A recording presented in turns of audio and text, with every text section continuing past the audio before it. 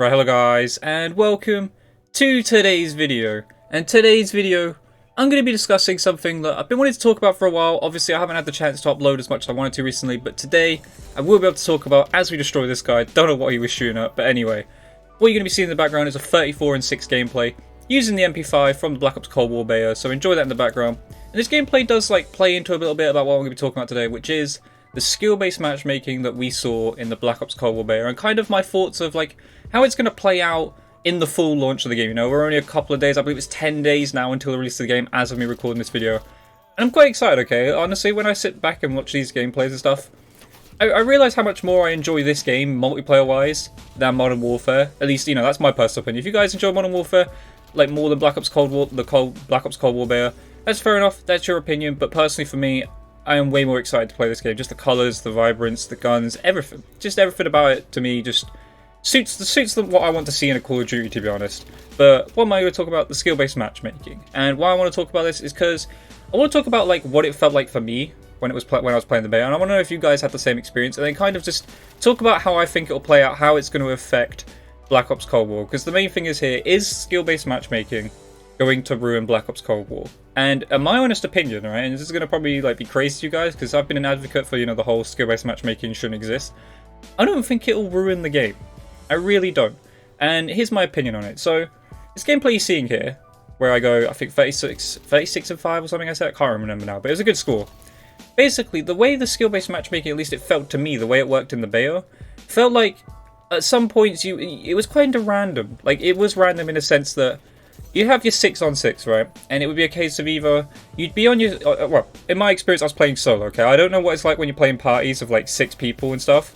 I heard a lot of people saying it was a lot easier when you played in a party of 6, which was way different to the first week, because apparently in the first week, if you played in the 6-man, it was a lot harder, so they might have made some micro adjustments to the skill-based matchmaking, because again, they can do that. They can change the skill-based matchmaking on the fly if they want to, you know.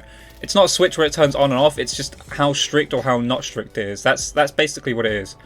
But basically, the way it worked for me was I'd play on myself. I was playing solo this whole beta, and what tended to happen was I would either face 6 people on the other team as good as me, which again I have no problem with. This is the thing that kind of annoyed me when I did get into these lobbies.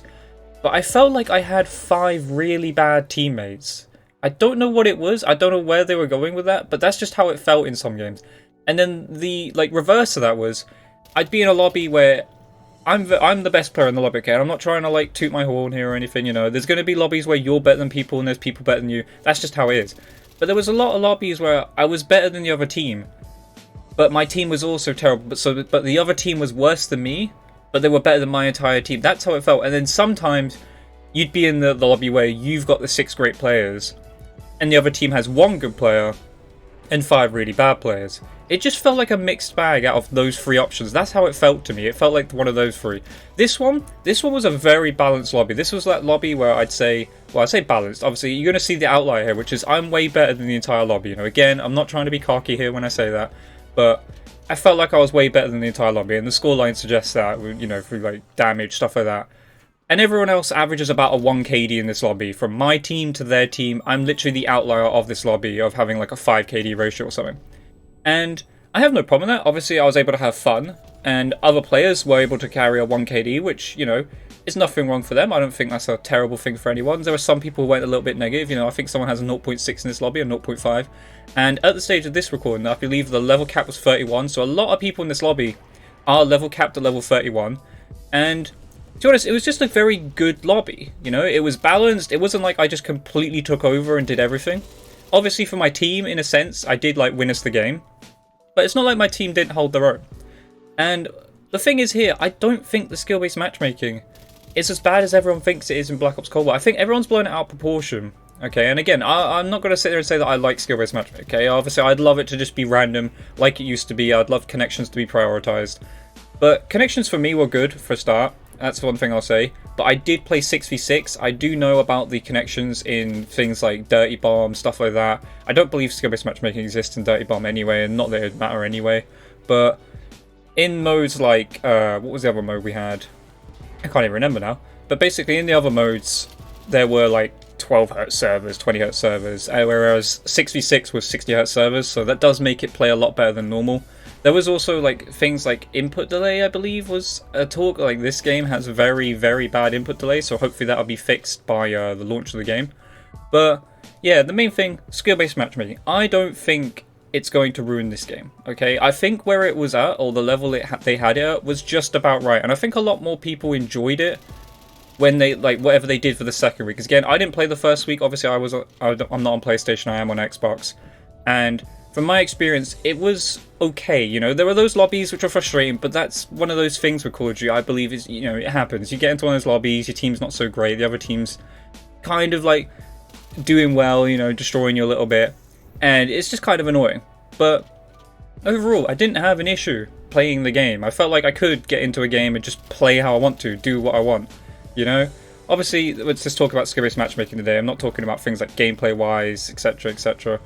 Obviously, we'll find out in the full game, because again, during a beta as well, I do believe the games would be more sweaty, I would say, because obviously the people who are more dedicated to Call of Duty will pre-order the game to play the game, and I can't remember if this was during the moment where like the beta was actually open, but even then, when the beta is actually open, you know, there's some people who have bad internet, don't really get a chance to play that much, or even if at all. So yeah, I'd say skill-based matchmaking in Black Ops Cold War has got loads of people with the tag skill-based matchmaking, because a lot of people were frustrated with the beta of skill-based matchmaking. I, for one, am going to go on the opposite of here. I don't think it's terrible.